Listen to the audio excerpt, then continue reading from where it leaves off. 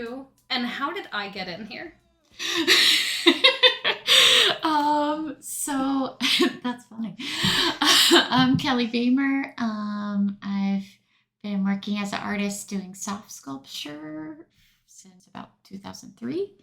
I heard of art. I've heard of art on the air, and I'm a fan. So I was like, sure, that sounds great. Yay! Kelly creates soft sculptures and performance artworks. She has exhibited and performed her work nationally and internationally in over 175 exhibitions, including shows in Baltimore, Dallas, Miami, New York City, New Orleans, Pittsburgh, San Juan, Sao Paulo. She's been in Brazil, Korea, Bosnia, you name it. She received her BFA in studio art at the Maryland Institute College of Art and her MFA in studio art at the University of South Florida. She's a member of the performance art band Glitter Chariot. Kelly is a professor of foundation studies at Savannah College of Art and Design here in Savannah, Georgia. She creates soft sculptures that combine tragic humor with a celebration of the hidden beauty found within anxiety. The creatures serve as metaphors for personal struggles with anxiety and aging, finding humor in the attempts to become comfortable in her own skin and to navigate these challenges, particularly with social anxiety. Though the imagery may appear grotesque, with flaying and molting forms, these creatures represent growth, transformation, and positive change. Kelly uses glittery sheer fabrics and vivid faux fur to contrast difficult emotions with inviting textures. It creates a tension between attraction and repulsion, softening the rawness of the subject matter and making it more approachable for the viewer. Our intro and outro music is by local favorite Jose Ray, and we appreciate him and his work.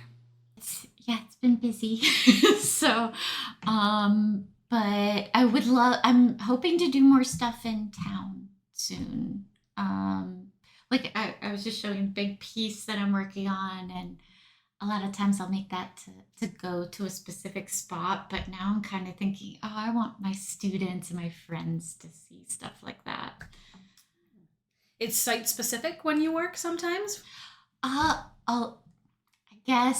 I think a site-specific artist would maybe get on me about using that term, so maybe like site-informed.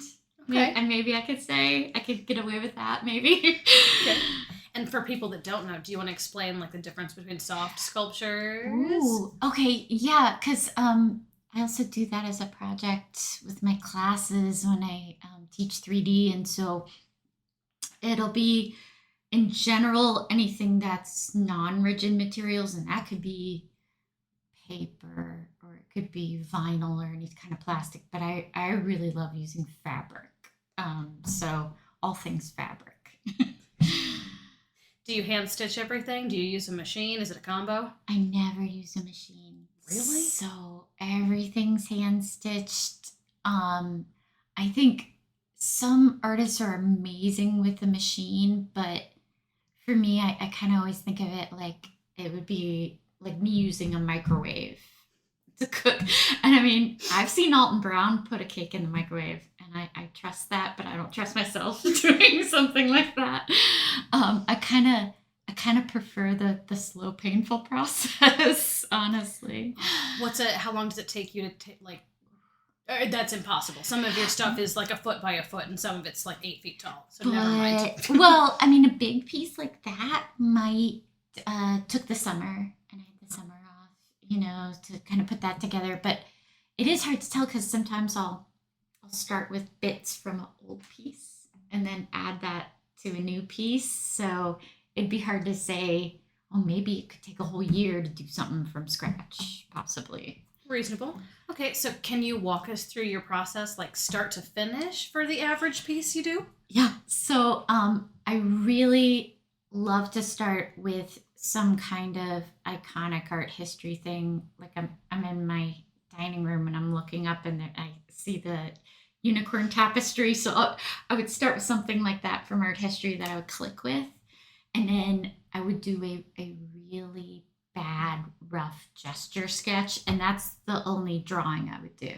It's maybe a 30-second sketch on a napkin or something, not even in a proper sketchbook.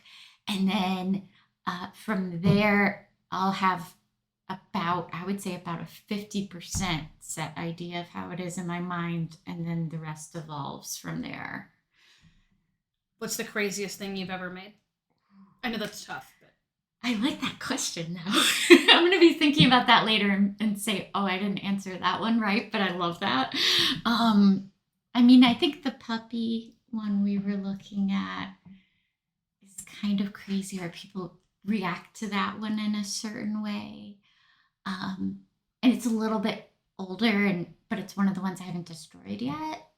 You destroy your stuff? Like almost all of it. Almost all of it. If somebody doesn't buy it in a show, I'll kind of cut it up and use the parts for other stuff. Okay. But that one somehow I got kind of attached to, and I usually it's all process for me. It's all about the making, but that one kind of became like a pet. I don't know. And that one, is it like an alligator mouth at the core, and then it's like a wolf taxidermy face? What's going on? Yeah, so alligator, one of the larger alligator mouths, and then there's a metal pole going through it, and it's on wheels, actually, which you can't see, that are hidden underneath it because it's kind of heavy.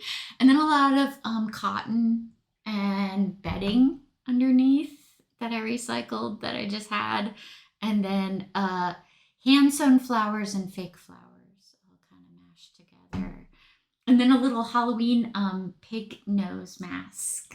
But there's all kinds of weird stuff in there. I liked the glitter inside the mouth. Yes.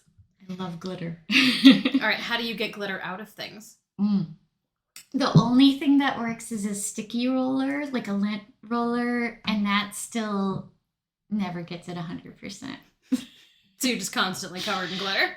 Yeah. My students are always like, you got a little something. Do you have a set schedule to work? Are you a night guy? Are you a morning guy? Well, because of like what we were talking about, where these just take so long, I'll usually have like a little travel sewing kit. So I'll have a little baggie with some thread and a little part that I'm working on. And then that'll go with me wherever I go. Really? So, yeah. So, I mean, I have a setup in my living room where I'll sit and I'll sew something while I'm watching TV at night. And then I'll have a setup in my studio. So it's kind of bits and pieces all over the place. But at some point, I figured out this travel studio situation where I could have a little bit with me all the time. And that's the only way I could get something done, or it would probably take years just to even do one piece. Okay. What are recent inspirations other than the unicorn tapestry? Let's see. Oh, I've been looking at a lot of Victoria Duggar. She's a Georgia artist, and I don't know this name. She uses a lot of glitter, and she does a lot of soft sculpture, and her stuff's really, really amazing. And let's see, Tao Lewis also cuts up and reuses materials and does soft sculpture, but she'll even sweep her floor and use all of those little tiny bits and recycle that. How did you get to soft sculpture? I mean, this is so specific. Yeah, and it was from a bunch of floundering of like I was a painter and collage artist for a really, really long time, and then it was in grad school I completely hit a wall with it, and it wasn't going anywhere, and I was just struggling, and I just had to try something new, and I started sewing into the paintings, and then that kind of spilled out. And I realized, oh, the stuff that's coming off the paintings is actually way more interesting than the paintings. But I still weirdly think of the works on canvas as paintings, and I'll accidentally call them paintings. And that's what I love the most. Like if I go into a museum, I'm going to run to the paintings probably before I would go to the sculpture section. Interesting. What are like the most recent super memorable responses you've gotten to your work? Is there anyone that said something super funny that you'll never forget? I'll send friends in to overhear things because I think if they know the artist is there or they suspect the artist is there, you won't hear the good stuff. And my husband overheard two elderly ladies looking at my work, which is great.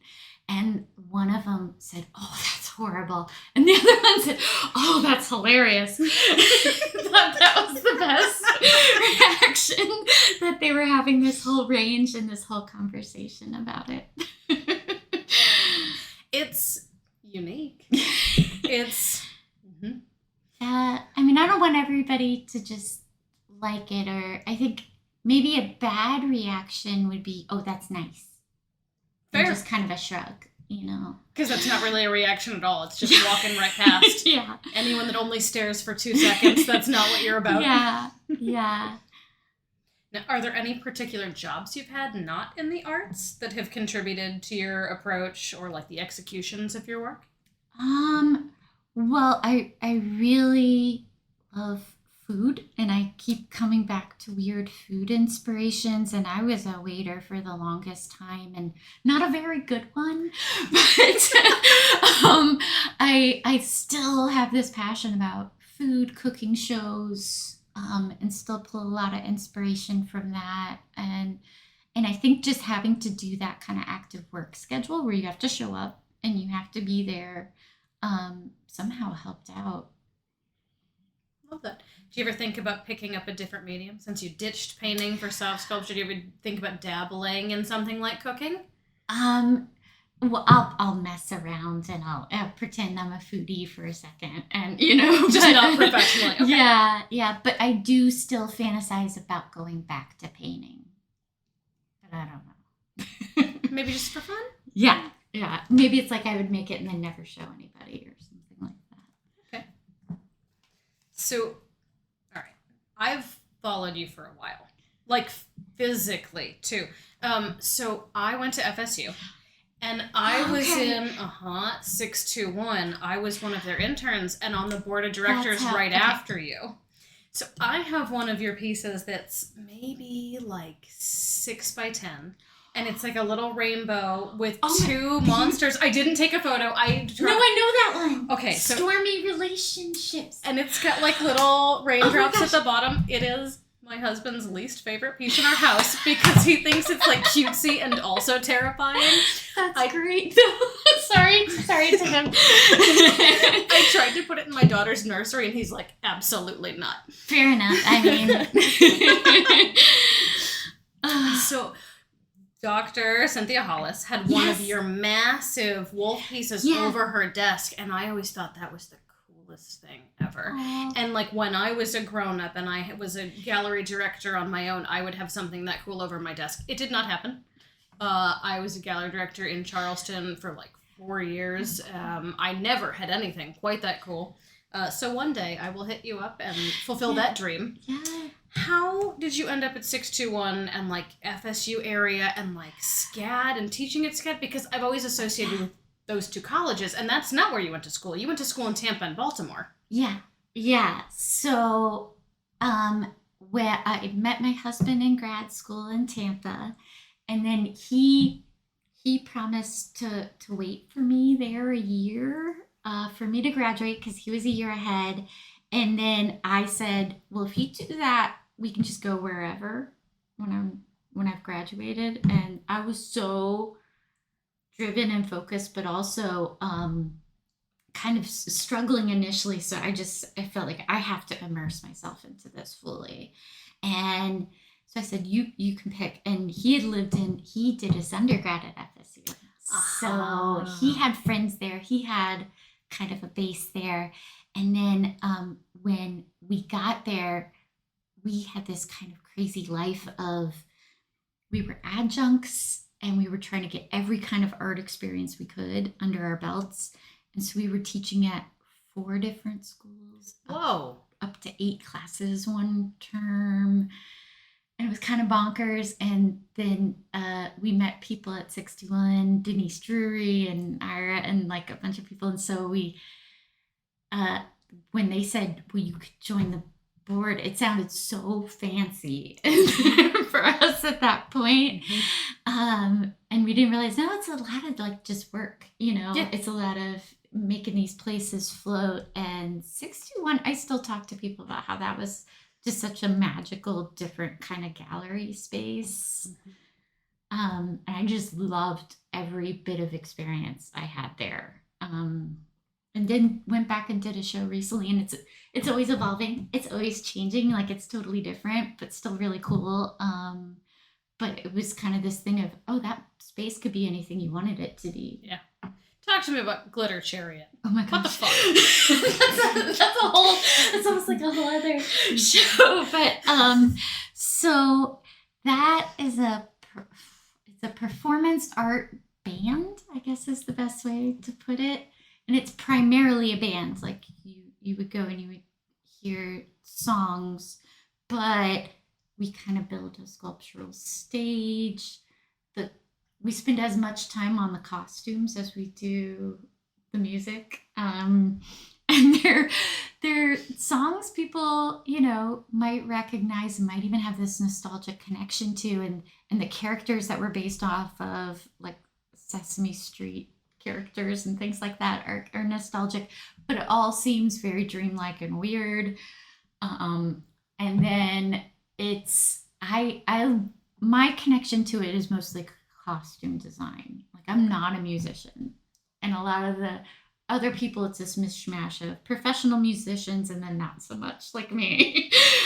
So it's a weird clash. Like, parts of it sound beautiful, and then other parts ooh, are they going to get through this part? And so it's a strange tension. And then the songs kind of tell a story about relationships, and there's kind of stage antics that do that a little bit too. I saw a performance it had to have been 2010, 2011. Oh, yeah. And I did not realize you were associated with this until I was going back through notes and looking stuff up prior to chatting today. And I think I slammed my face on the table because, of course, the delightful nightmare fuel is you. But the characters are so, you put on costume and makeup and you can really become a totally different person and kind of take on a persona. And I've done a bunch of performances with them, but I've never done a performance by myself. Or I would never consider doing a performance without a costume or a mask or something, some kind of barrier between me and the crowd. You gotta be transformed. Yeah. Less scary that way. Maybe not for the crowd, but for me. I thought that was the funniest thing as I'm going through. I'm going, what? Of course it's you. Of course it's you. Yeah. So are your nightmares terrifying? Oh my goodness. I don't know how to answer that. I think I would have to guess everybody's nightmares are terrifying, but me and my husband joke about we always panic and have glitter chariot nightmares, like that we get there to the gig and then when there's no wigs or no glitter or something.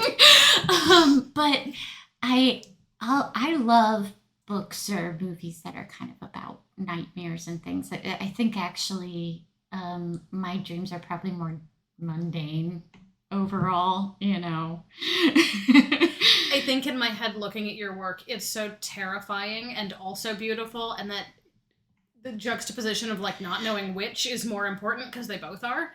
I just assumed maybe your nightmares are like thematic, but no, I guess I get that question a lot though. Do you? Too. Yeah, and I think it's more not literal dreams or nightmares, but just more anxieties. Like those are just daydream nightmares, right? So that's kind of where I'm going with it, I think. What's the most difficult piece you've constructed? It's always the one you're working on, right? What's the armature made of? So it's wood and metal, and a lot of times I'll go into our area in the garage and start working with stuff, and my husband will see me and he'll come over and help me out. He'll say, okay, actually, maybe you want to do this. Even as a sculptor, I think I'm so concentrated on what the surface looks like that the armature doesn't matter. Yeah, and so I know, okay, this has to hold up, so I have to get it right, but I won't spend as much time thinking those practical parts through. So sometimes I'll ask Chuck or a friend, like, how do I deal with this more practical side of it? And then I just want to focus on the imaginative side. What's the strangest thing or most unique thing that you've ever sold to a private collector?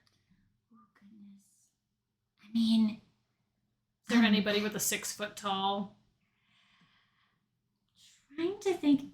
I mean, nobody really buys the installation pieces, and I am kind of sort of.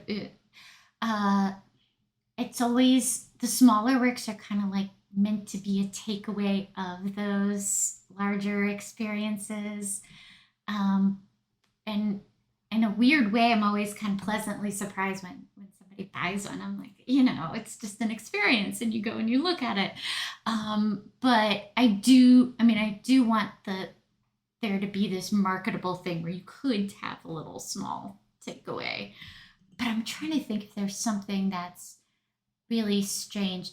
I mean, I've had a couple former bosses buy pieces, and I always thought, that I did not think they would want to own this weird thing with the taxidermy mouth on it and teeth, and it just definitely wouldn't seem their personality. And so I would just love that. I'm like, oh my gosh, I can't believe they bought that. That's wild. How did you start using taxidermy? Why? Well, I think I was influenced with a lot of people I was working with in grad school, and I did work with one professor, John Bird, that they used it in a very different way, but it really inspired me.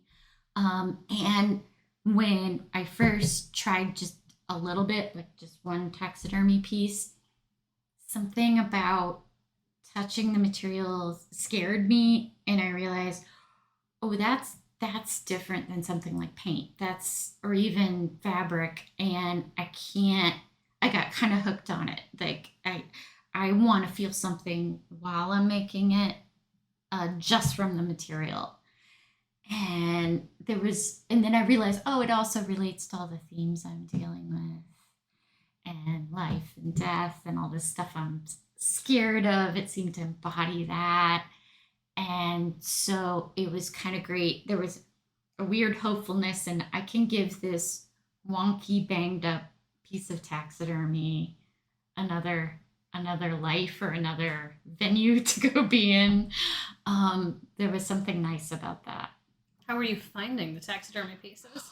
And luckily I kind of was told a lot of the ethics of how you do that, the do's and don'ts. Oh, explain.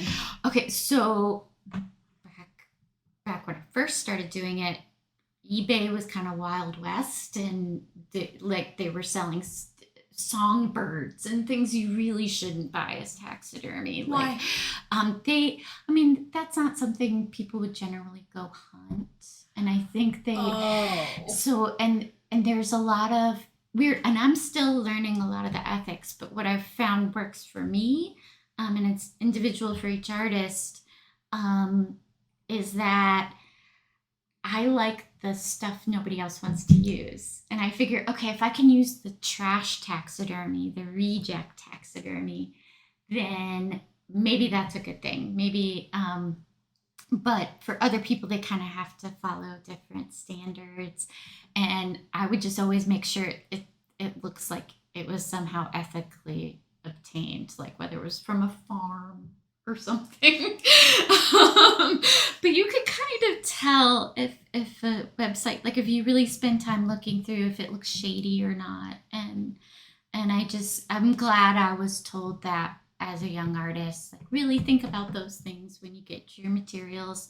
And that kind of bled over into the other stuff, like, well, I should probably start thinking about where I get fabric and where I get yarn, and maybe instead of throwing something away, like reuse it somehow. To use the taxidermy, how are you attaching things? Okay, so that's the one part where I break my rule of everything is sewn. I mean, that's the one, because I'll have to glue stuff, but I mean, even if there's ways I can drill into things, I'll try to sew it. But I will have to use things like E6000 or super glue to kind of attach one piece of fabric, and then everything else is sewn out from there. And then, I mean, a lot of times if it's kind of banged up and kind of damaged, you sort of have to work with what's there, and it kind of dictates to you how you have to attach things, how you have to sew things, which I kind of like that. I kind of like that level of chance in the work too. It's fun because you'd learn something new every time. Yeah. Is there any like weird taxidermy thing you've come across, like a fun fact? I mean, I've been getting a lot of taxidermy books, and I really I love following people that actually do the taxidermy on Instagram. And I watched this one lady, and she buys these crates and leaves them out in her yard, and anything she's processing just goes into this crate. And so animals won't come by and dig it up, or like, I just wouldn't think about how to do that. Because I tried to do I tried to do actual taxidermy once myself, and really, yeah, it didn't go well because I was just kind of reading some random stuff online and not really following along. And I realized you can't do this like cooking. You have to really you have to really know it's a science, and that's an art, and it's so. But I can do very simple things like process a bone. I can do that now, but that's about where my skill level ends. What are the steps to processing a bone? There are lots of bones in your studio, like far more bones than in the average studio. That's true. Well, okay, so I learned people will say you bleach them, but you never actually use bleach. You would never use Clorox bleach to do that, which I found out.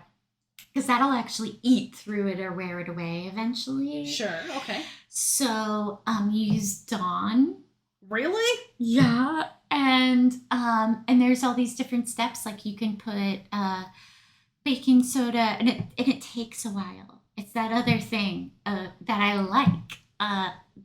It's slow. It's a slow process. You have to soak it a few days, and then you scrub things, and it's very hands-on, and then you leave it, and you have to let it sit, and then you rinse it, and it's planning time built in. Yeah. By the time you're ready to use it, you've had to think about it a lot. Yeah, exactly. And so I'm always trying to have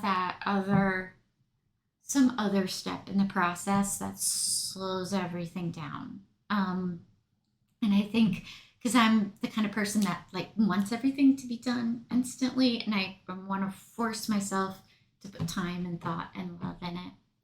And I think people can see it. I think people can see that in the work if it was just rushed through, or if it and that for me doesn't work. I know for some artists they can do something quick and in the moment, but for me I found the more time I put in, the more interesting it becomes.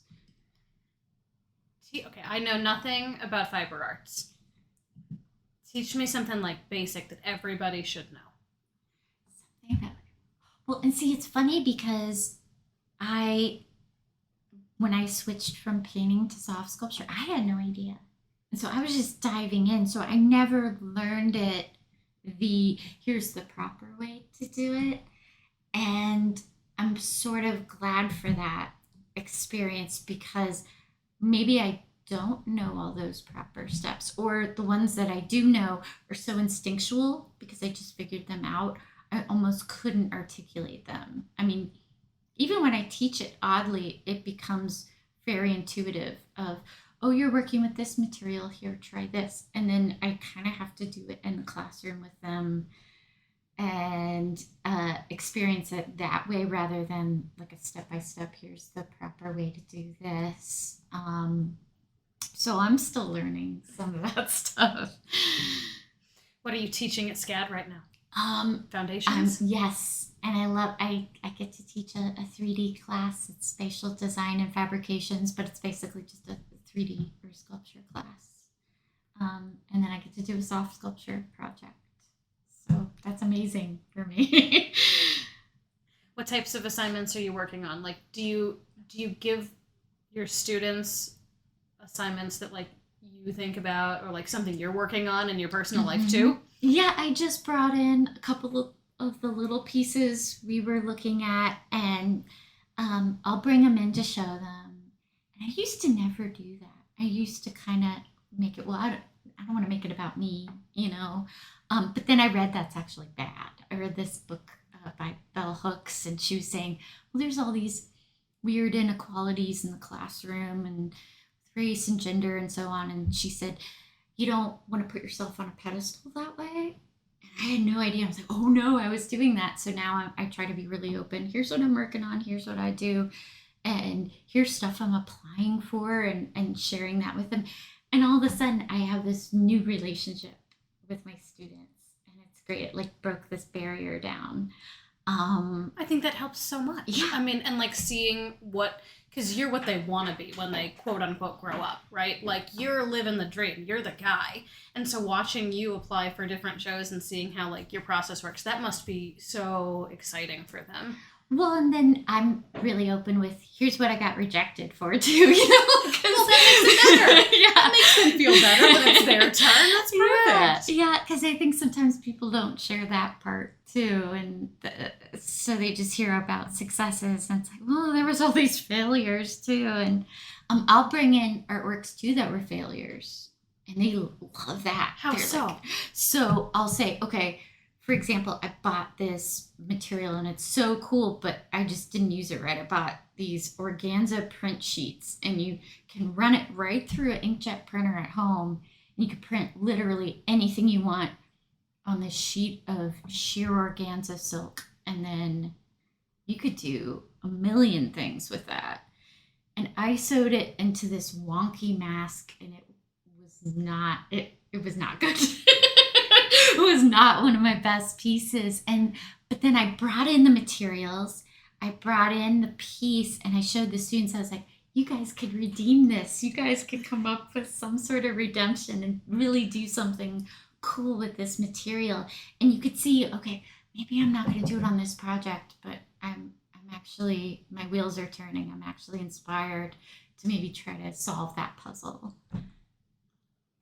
What's your earliest memory of creating art? Oh goodness. My grandma had one of those dot matrix printers, like one of the printers where it had these long sheets of paper that would come. And so I got a really long piece and did a whole drawing where it would go underwater and go up into another scene. It was this whole long, huge landscape. And I was so proud of it, and I held it up and I was yelling, I drawed this. I was so excited. How old were you? Because draw is telling. Yeah. Oh, I have no idea. I was really little. But anytime I was bored, like my parents knew, like I just like throw some markers and paper and she'll be fine. You know? They're not surprised by your future at all. They knew it from like tiny. I mean, no, and they were like weirdly supportive. I mean, my mom was a graphic designer, so she wasn't anti-art, and my dad was a literature major, in school, and so I mean, they were into the arts, but you came by all of this honest. But a lot of parents would still be like, "Oh, don't do that," and my whole family is really oddly, and it's wonderful. I'm really lucky that there's so supportive. They still go to art shows and will that's really nice. Well, of course. Do they do anything like crafty themselves? Yeah. I mean, my younger sister's a baker. Perfect. and makes these amazing wedding cakes and just really cool, I mean, all kinds of stuff, but just the flavor combos and stuff she comes up with is really amazing. And actually, even just the whole aesthetic of how she designed her bakery, I think is really amazing. So, walk me through it. She really likes the Rifle Brand Printing Company. I love them. They're from Right. Winter Park. I grew up very near that you know, main office. Yep. So right when she got her first business and opened up, she knew what kind of wallpaper she was going to have, and it fits perfectly like the rustic southern kind of bakery that it is. So yeah, Very cool. What's your favorite color? I think pink right now. That makes sense for you. There's a lot of hot pink in your stuff. Yeah. All right. How does living in Savannah contribute or change your work? Does it at all? Yeah, I mean, I think it hits into that thing of slowing me down. Slovana, we get called a lot. So I think that is helpful to me. And I also just really like the art scene and the community here a lot. I was surprised that, I mean, I just kind of landed here because, oh wow, both me and my partner got a job in teaching art. When does that happen in the same town? And so I was just really pleasantly surprised that, wow, this place is pretty and it's nice and it's supportive. So all of that was sort of amazing. After 10 years, it's your forever home? Yeah, I can't imagine living somewhere else now. Like, I loved Baltimore. I guess if I had to go back to somewhere I've lived, I would be cool there. But I think, yeah, if I could just stay in this house with my studio, I'd be great. So anyone listening, how do we pay you for your work? There's no prices on websites. What's coming up? How do we support you? So, my buddy Cindy Lissica has my work right now in Atlanta Art Fair. Okay. So that's coming up. And then I'll have some stuff going. Oh, and then I just yesterday had artwork go on Satellite Art Show. Okay. They just opened a gallery shop online. And so that's brand new. You want to pitch your website and pitch your Instagram? Sure. Oh, yay. Okay, so kellyboehmer.com, and then the Instagram's at kelly.boehmer. Who else should we talk to next? Who are you obsessed with? And totally feel free to pitch your husband, too. Okay. Pitch all your friends. Okay, so Chuck Carbia. You should talk to. He's in a bunch of bands, too. So he has his art, and then stuff like Donna Savage. And then, so that's like a punk surf band. And then, he's playing with a traditional Latin jazz band. Totally different. And they'll be playing Rancho Alegre, coming up soon. So he would have a bunch of different things to talk about. And then, maybe my buddy Chris Olszewski would be fun to chat with. He also teaches at SCAD. Is there anything I haven't asked that you'd like to talk about? We had a good conversation. Now I'm trying, I can't think of anything else. Other than working with those, when you first walked in, and I realized maybe that's not the best way to welcome somebody into my home, but I'm working with these little fishing lure maggots, and basically, like, it looks exactly like a replica of a maggot, like a real maggot. Gentle reader, it does. It is, and I have told you it moves, and I was surprised you went straight in, like you touched it. I love that. You phrased it like I could touch it, so I had to. So I'm using those, and I'm making little organza pockets, and it's gonna be a strawberry that's covered in all the little seeds are gonna be little maggots on it. I love it. So that's what the big creature that I'm working on right now is. He's holding that, and it's gonna be sort of rotten and gory looking, but it's really just, if you go up close to it, it's just a strawberry. And so I think it's like when I make these big anxiety monsters, I think that's how I think of them. It's, oh, this anxiety, I've got it all worked up in my head as this big scary thing. And then if you look at it from another angle, it's something so simple and so silly like that. I love that. So I have to remind myself this. Aw. Your work is so much fun, and it's so terrifying, and it's so beautiful while also being terrifying. And you're just the cutest thing. You don't, like, for anybody who doesn't know what Kelly looks like, we're going to have to throw a photo up, because just blonde cutie pie. Anti-vibes, maybe, like. Yeah, like the sweetest voice making these demon monsters full of glitter.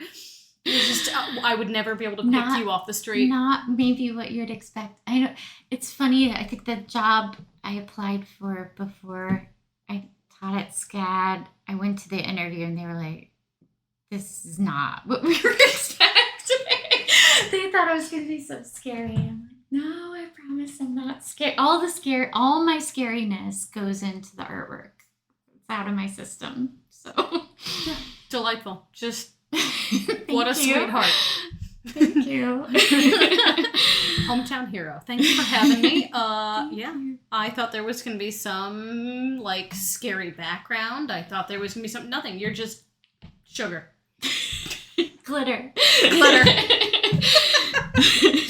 thank you so much for having me in the studio.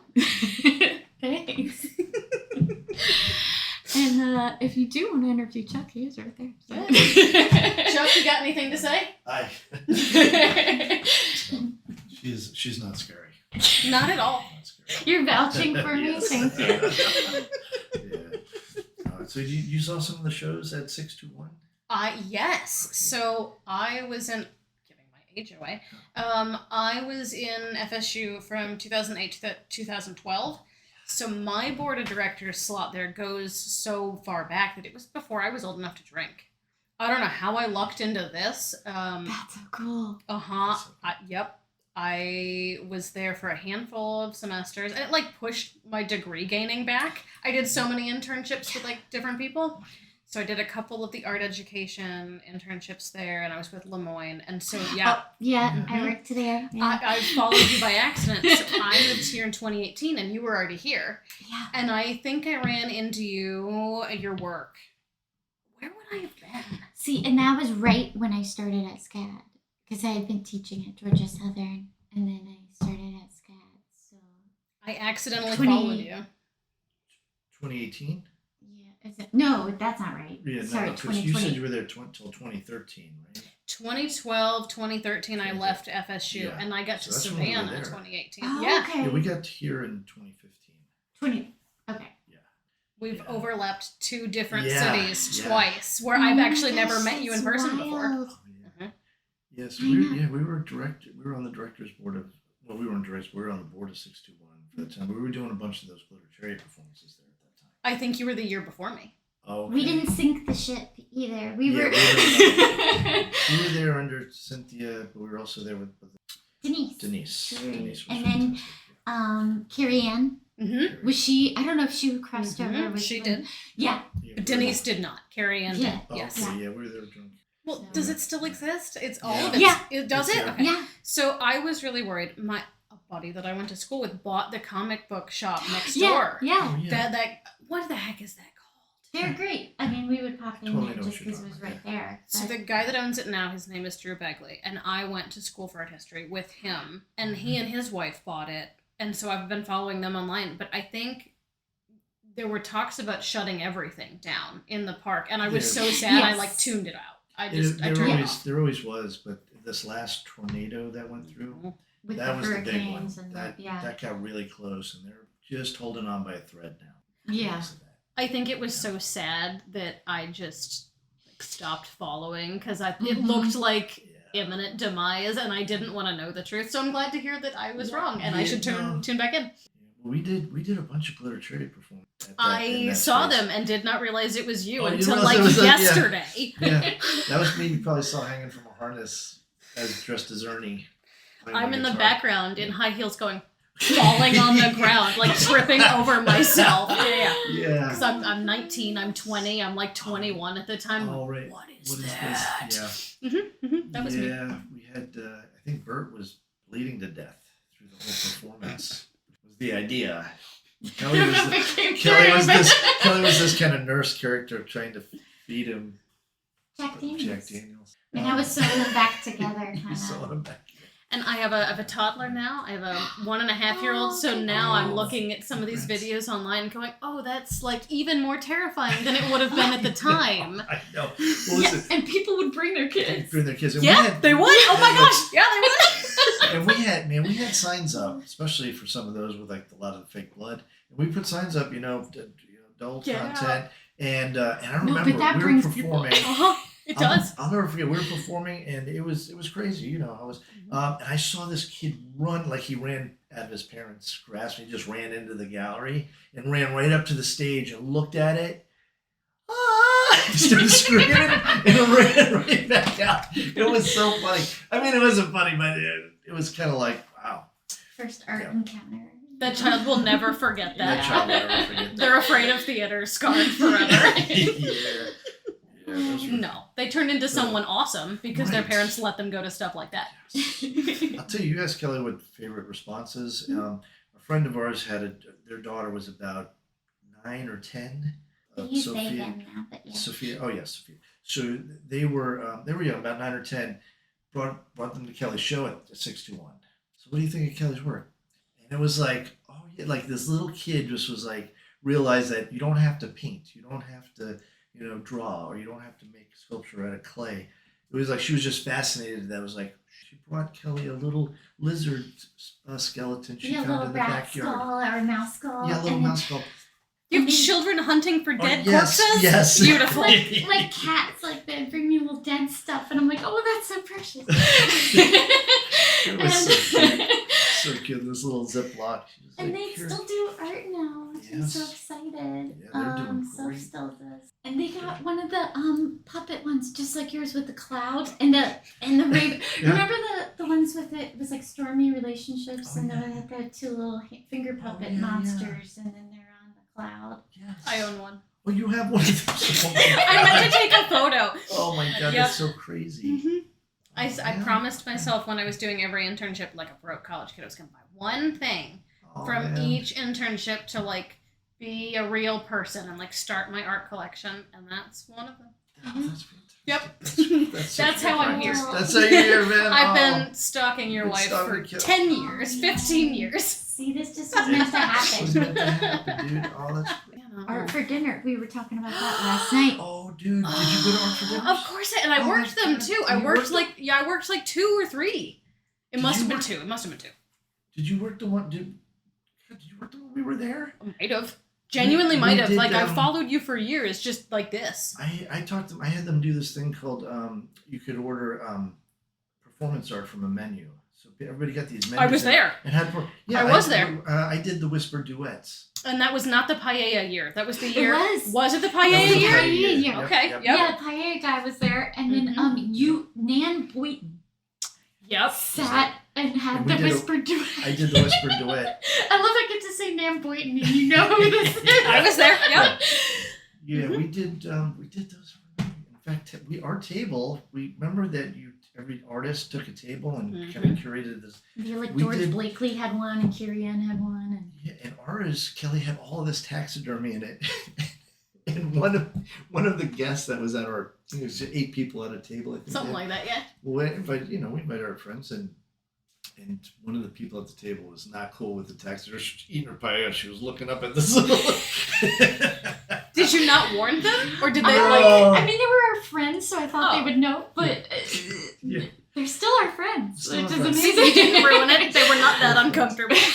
But that theme, like that model, I think a gallery could do that and go even more high end, like go even more pricey with the benefits. And I think people would like. We were talking about it last night with our friends, and we were like, you would remember that night for the rest of your life. Mm-hmm. Like, you would drop 100, 200. I mean, I think people would pay to sit at, to go have a With special Savannah dinner like food? that. Yeah. And we did it in Charleston with like one French artist. Oh, that's cool. They did those at the mansion, and there was one guy, and he'd come over from France, and we do it every year. And so I think that's done now. Right. I think they tried it one more time last fall, right after I'd left.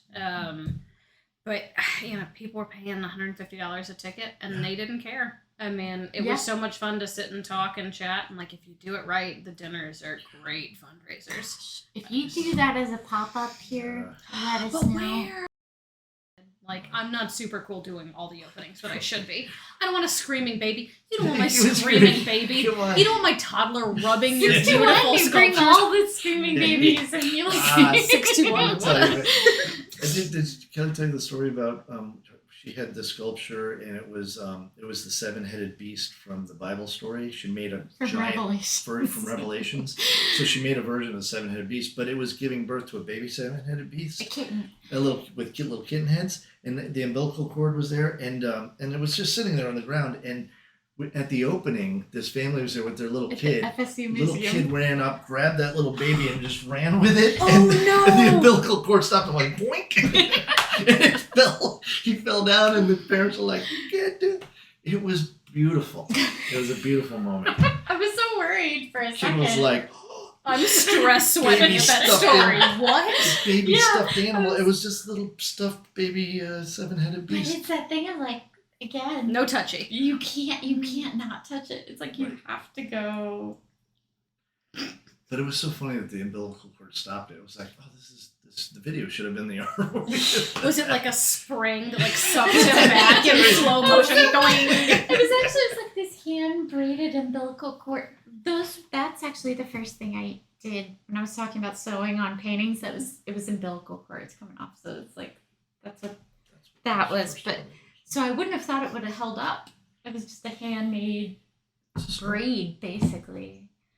There at the end, we were joined by Chuck Carbia, Kelly's husband. He is a artist, musician, and professor in his own right, and I am sure we will hear from him again soon. Thanks again to Kelly and Chuck for having me in their home and letting me go through their studios. It was so much fun to sit and chat with them and finally meet after all of this time of overlapping. We're trying a new mic this week, so I apologize that some of the chat couldn't be included. One of the three of us would drop out there at the end. About half of my time in their home, they let me sit there forever. About half of our conversation just couldn't be used, but most of it, it was just so much fun to be there. And I hope that even though there were some sound difficulties at the end, you enjoyed listening to us and reminiscing about 10 to 15 years ago. It was just so sweet to meet them in person.